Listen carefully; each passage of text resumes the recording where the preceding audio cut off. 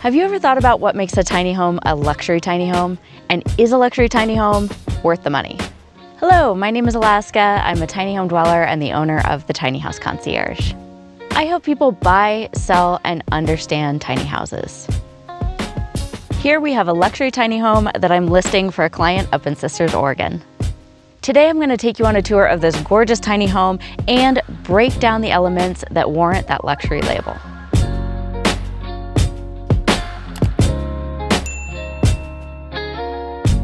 This tiny home was built by luxury builder TruForm Tiny. They are a local builder here in Oregon. This tiny home is 10 feet wide, 36 feet long, and 13.5 feet high from the ground. One thing to note about this particular build is that there is a 2-foot bump out on the end for a closet, which I will show you when we get to the bedroom portion. That effectively makes this a 38 by 10 tiny house on wheels. The exterior is made of wood siding with cedar accents and a standing seam metal roof. As you can see, we have a very unique angled roof here. We have 2 awnings and double French doors. This roof line is one of the elements that contributes to this being a luxury listing. So in some tiny houses, you might be used to seeing a shed roof, where it's just one solid piece of roofing across the whole top. And that is great, it's simple, it keeps the cost of construction down. When you look at a roof line like this that has multiple angles, gables, these elements make things a little more complicated. They add to the design time and the overall cost of the home. But they also add a lot of visual interest, and I think it's worth it. Let's take a look inside.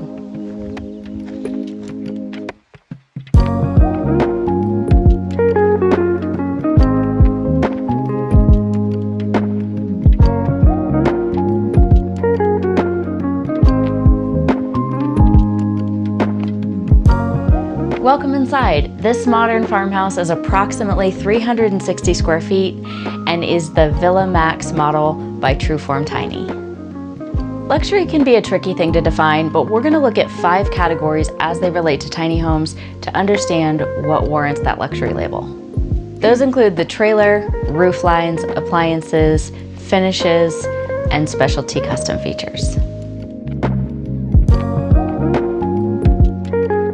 So this living room is an open concept living room. We have an L-shaped couch, which is excellent as someone who lives in a tiny home with an L-shaped couch.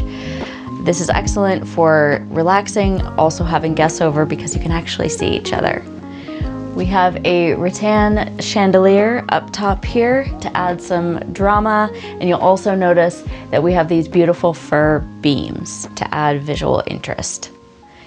Just behind me, we have a TV, and then also an electric fireplace, and yes, that fireplace does provide heat as well. On this wall, you'll also see that there is a mini split for heating and cooling. This house actually has 4 sources of heat. So the mini split is one, the fireplace is one, and then as we get further into the tour, you'll see a kick space heater in the bathroom and a wall heater in the bedroom. One of the things that makes this a higher end tiny home is the window and door package. So these are double pane low E argon windows, which add some additional insulation. We also have these 2 sets of French doors, which come at a cost, and these are just not your bottom barrel doors and windows. A trailer is one of the major pieces that adds to the cost of a tiny home. So this particular trailer is a 10 by 36, and because we have that extra width, we have room for bigger furniture pieces like you see here. Now, the trailer also is notable because TruForm custom builds their trailers.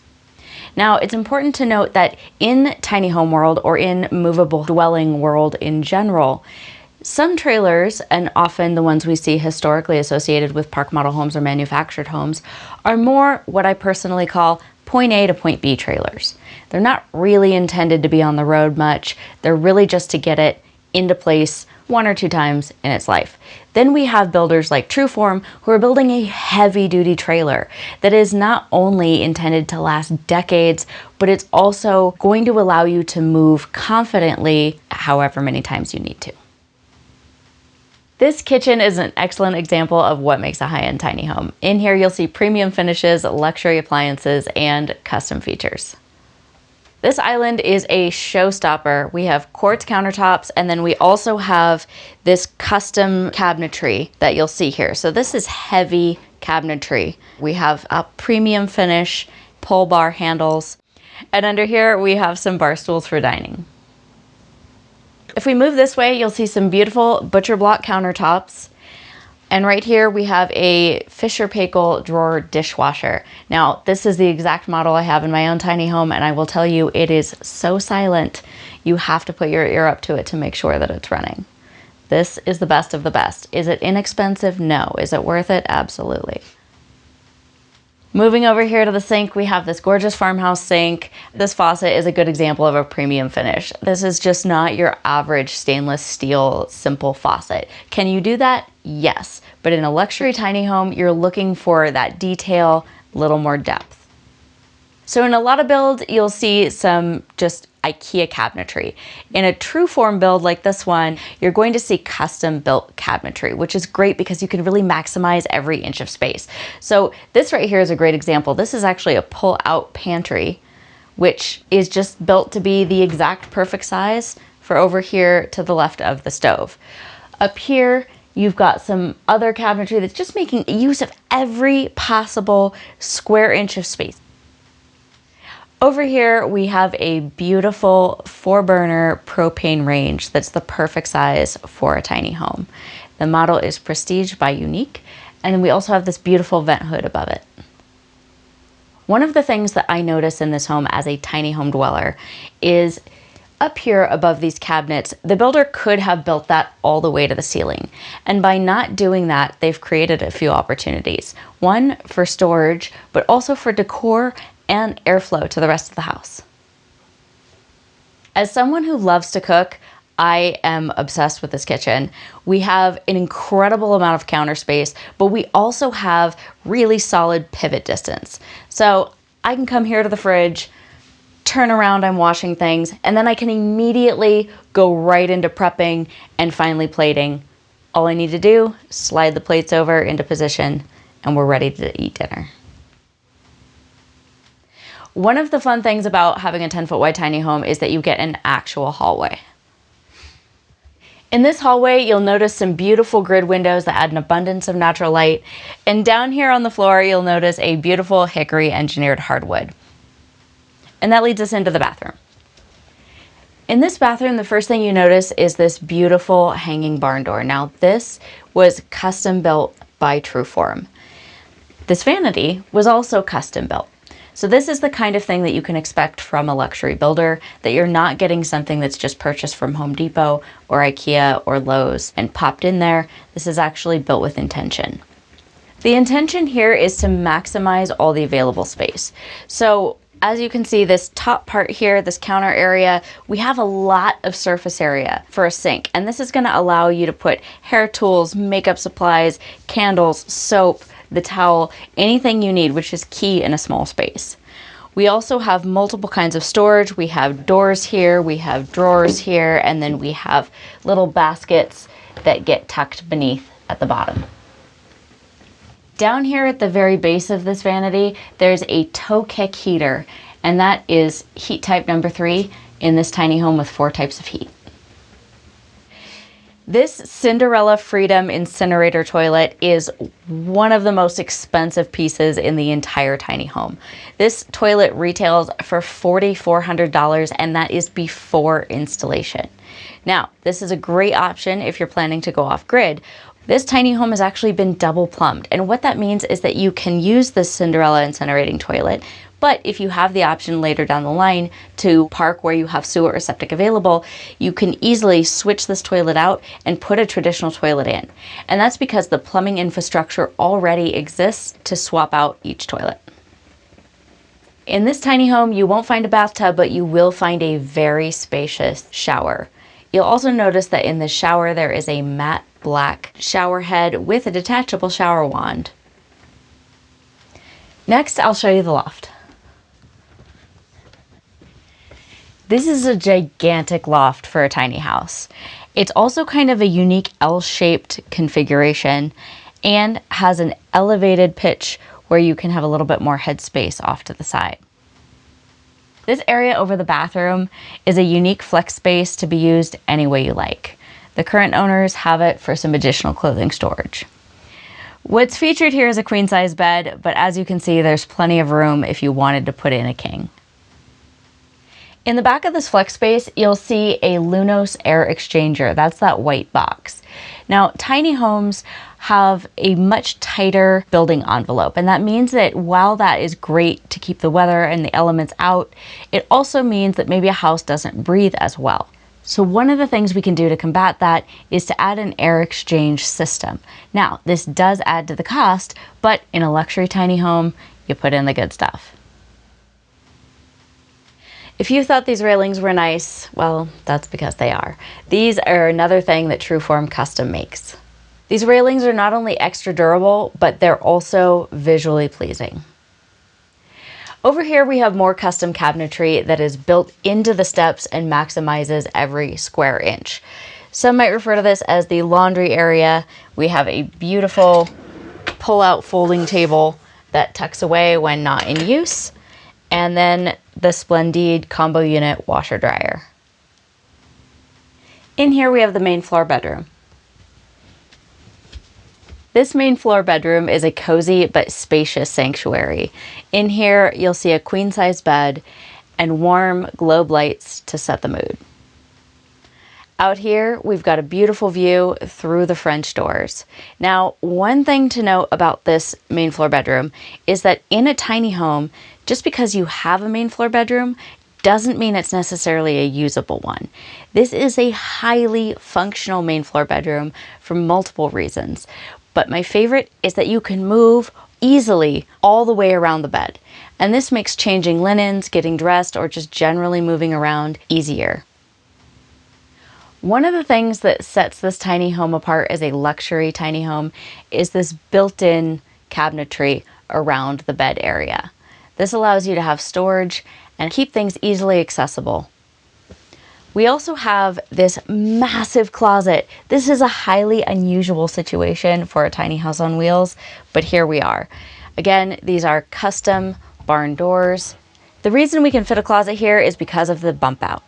Now, this particular tiny home is on a 10 by 36 trailer, but the closet actually extends out another 2 feet over the lip of the trailer, creating that bump out and creating this gorgeous and rather large closet.